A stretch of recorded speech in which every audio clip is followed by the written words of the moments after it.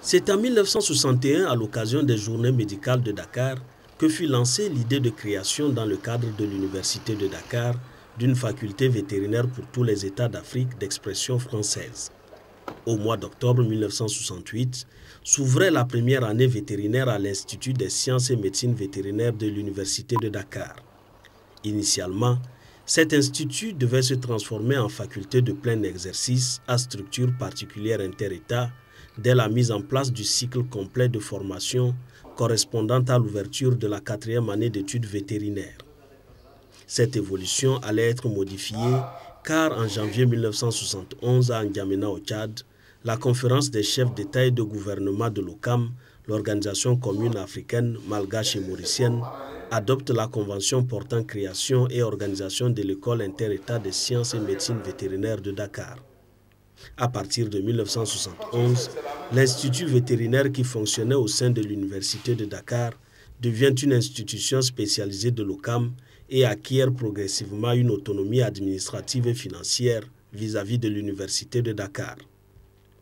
L'école inter-État des sciences et médecine vétérinaire de Dakar est une institution africaine qui a été créée en 1968 par la volonté de 14 chefs d'État d'Afrique francophone pour pouvoir lutter efficacement contre les grands épizooties qui sévissaient dans le continent africain dans les périodes de 1960 jusqu'à 1970.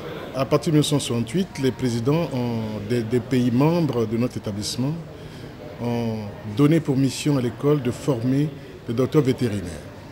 Donc il s'agissait seulement de la formation initiale, pour former des docteurs vétérinaires qui étaient capables de pouvoir gérer les problèmes d'épidémie qui sévissaient dans nos pays membres. Jusqu'aux années 1976, les États nous ont confié notre mission, et ce qui fait la deuxième étape de l'établissement, c'est-à-dire non seulement de faire la formation initiale des docteurs vétérinaires, mais aussi d'apporter sa contribution dans la recherche, dans le développement de la recherche dans nos pays respectifs, en vue de lutter efficacement contre ces maladies, mais aussi, surtout d'aider à la production des animaux dans ces pays respectifs. Et donc, ça c'est la deuxième étape. La troisième étape débute à partir de 1994. L'école nous a signé, ou les présidents ont assigné à l'école une troisième mission importante qui est de faire des prestations de services en direction des États membres, à savoir d'être acteurs de développement de l'élevage dans nos pays respectifs. L'école a fonctionné sans grandes difficultés administratives et financières jusqu'en 1985. Puis, avec la mise en œuvre des programmes d'ajustement structurel dans les États membres, la situation s'est dégradée du fait des restrictions budgétaires. Pour relever ces défis, l'école inter-État des sciences et médecine vétérinaire de Dakar a connu un certain nombre de réformes, tant de ses structures que de son mode de fonctionnement. Avec l'ajustement structurel que les pays ont à subir, les États ont commencé à se désengager carrément du recrutement des étudiants que nous avons formés. Donc il fallait absolument que ces étudiants formés aient un autre bagage que le bagage de fonctionnaires préparés à être fonctionnaires dans nos pays respectifs. Et c'est ainsi que nous avions introduit d'autres matières au niveau de l'école, à savoir l'économie des positions animales, qui est une matière fondamentale qui a été introduite à partir de ces années-là pour permettre aux docteurs vétérinaires qui sortent de l'école vétérinaire de Dakar d'être capables d'être son propre producteur, d'être donc son propre chef et donc de créer des entreprises, pourquoi pas, ou encore de créer des biens par rapport à celui qui était formé il y a de cela quelques années. Donc c'est très important, donc l'introduction de l'économie comme matière dans l'école à partir des crises fondamentales.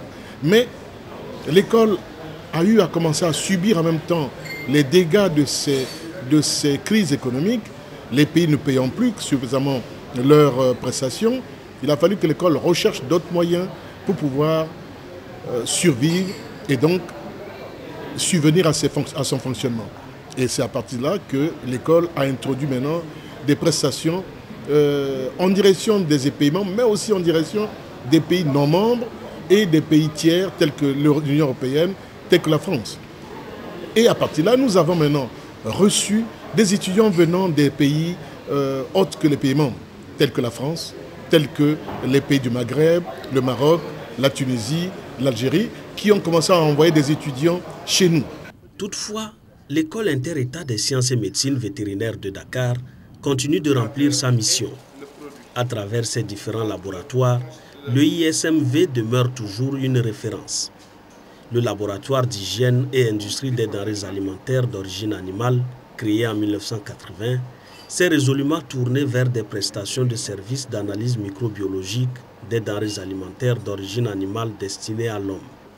Ces analyses intéressent la plupart des produits alimentaires, depuis la matière première jusqu'aux produits prêts à la consommation, tels que les viandes, les volailles, le lait et les produits laitiers, les plats cuisinés et essentiellement les produits de la pêche, les eaux et la glace.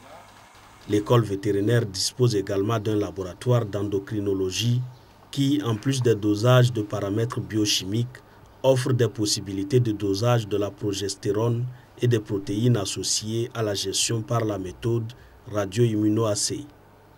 L'école inter-État des sciences et médecine vétérinaire de Dakar dispose enfin de laboratoires de contrôle des médicaments vétérinaires, d'imagerie microscopique, de biologie moléculaire, d'hématologie et d'hémoparasitose, d'histopathologie, d'analyse et de nutrition animale. Tous ces laboratoires permettent à l'ISMV de pouvoir réaliser des analyses chimiques des aliments, des recherches de toxines et assistance technique, un appui conseil et audit d'exploitation au service des États membres et même au-delà. Plusieurs jeunes vétérinaires africains ont été formés dans ces différents domaines. Pour nous, cette école a été la source de la connaissance pour nous en matière de médecine vétérinaire. En effet, cette école forme pratiquement tous les ressortissants africains au sud du Sahara. Et moi, particulièrement dans ma promotion, nous étions 10 nationalités différentes. Donc c'est un milieu multiculturel et nous avons des professeurs de haut niveau, comme on le dit. Ça se voit, quand nous sortons, nous ne chômons pas, particulièrement en Côte d'Ivoire, tous les vétérinaires sont directement embauchés. Moi, depuis 5 ans, je suis sous-directeur de l'hygiène alimentaire dans les services vétérinaires district d'Abidjan. Et nous sommes de retour dans cette école dans le cadre de la formation continue. Ce qui prouve que cette école s'adapte aux nouvelles évolutions en matière de médecine vétérinaire. Cette école même est un centre collaborateur, le seul centre collaborateur en Afrique noire au niveau de l'Organisation mondiale de la santé animale. Ce que je retiens, que l'ISMV, c'est un cadre où on trouve des professeurs de haut niveau et les enseignements qu'ils dispensent sont généralement à l'attente de nos différents pays. L'école inter-État des sciences et médecine vétérinaire a aujourd'hui de nombreux atouts. Elle dispose d'équipements modernes, de cadres compétents et dynamiques, ce qui lui a valu de nombreuses distinctions.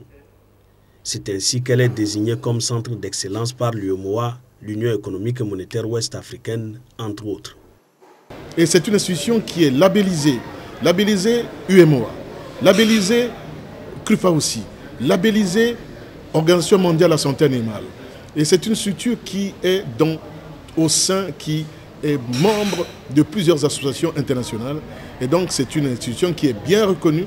Et d'autres qui sont sortis de cet établissement sont un peu partout dans le monde et occupent des hautes fonctions un peu partout, y compris des fonctions politiques. La coopération française figure parmi les nombreuses institutions qui font confiance à l'école inter-État des sciences et médecine vétérinaire. L'appui de la France se fait sous deux formes. D'abord, un appui en termes d'assistance technique par la mise à disposition de l'école vétérinaire de personnel qui intervient en appui à la mise en œuvre des activités de l'établissement. Donc cet appui-là existe depuis le démarrage de l'école vétérinaire en 1968 et actuellement il y a 2 assistants techniques qui sont mis à disposition de l'école, moi-même en tant que conseiller du directeur et une autre personne qui est mise à disposition du service d'économie rurale et de gestion. Donc le deuxième volet de l'appui français, c'est un appui financier à travers donc des projets. Le projet actuellement en cours est un projet de ce qu'on appelle le Fonds de solidarité prioritaire. C'est des projets qui sont financés par le ministère français des Affaires étrangères et européennes. Donc le présent projet, dont la mise en œuvre a démarré en 2003, du moins qui a été signé en 2003, arrive à échéance à la fin du mois de décembre 2010, donc dans les semaines qui viennent. Nous avons mis en place un projet d'établissement qui a été validé par le conseil d'administration de l'école en 2008 au Cameroun, lors du conseil d'administration. Nous avons, dans ce projet d'établissement, mis un brin d'honneur à développer le plan stratégique de développement. Et nous avons eu tout récemment une réunion des bailleurs de fonds qui sont venus d'un peu partout et pour pouvoir montrer à ces bailleurs de fonds ce que nous sommes capables de faire et donc d'obtenir des financements de la part de ces partenaires financiers. Et donc ça dit que c'est vraiment une perspective qui est bonne parce que ce projet d'établissement va jusqu'à 2013. Donc c'est un projet quinquennal de 5 ans qui va permettre à l'école non seulement d'être visible, mais aussi surtout de changer sa gouvernance et enfin surtout de rentrer dans le moule d'une structure de développement véritable qui produit en même temps des ressources financières à partir de ses prestations qu'elle aura à faire un peu partout donc, dans le monde. Le ISMV s'est résolument tourné vers un enseignement de qualité. Elle a basculé vers le système LMD, licence, master, doctorat, ce qui lui a permis de créer plusieurs masters.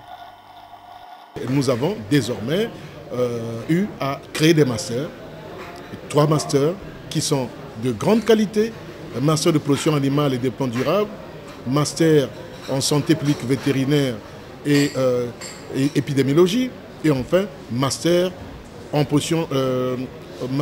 qualité des aliments et de l'homme et donc d'origine animale et d'origine végétale. Donc voilà les 3 masters que nous avons créés. Mais en dehors de cela, l'école ne s'est pas arrêtée là. L'école forme en même temps des PhD maintenant, puisque nous, dans le cadre de l'Université Cheikh Anta de Dakar, l'école est partenaire et nous abritons 3 formations doctorales de l'Université Cheikh Anta de Dakar dans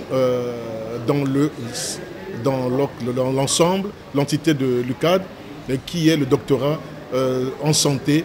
Et donc nous avons 3 formations doctorales, production animale et technologie, santé animale et biotechnologie et agropastoralisme. 15 pays africains sont actuellement membres de l'école inter-État des sciences et médecine vétérinaire de Dakar.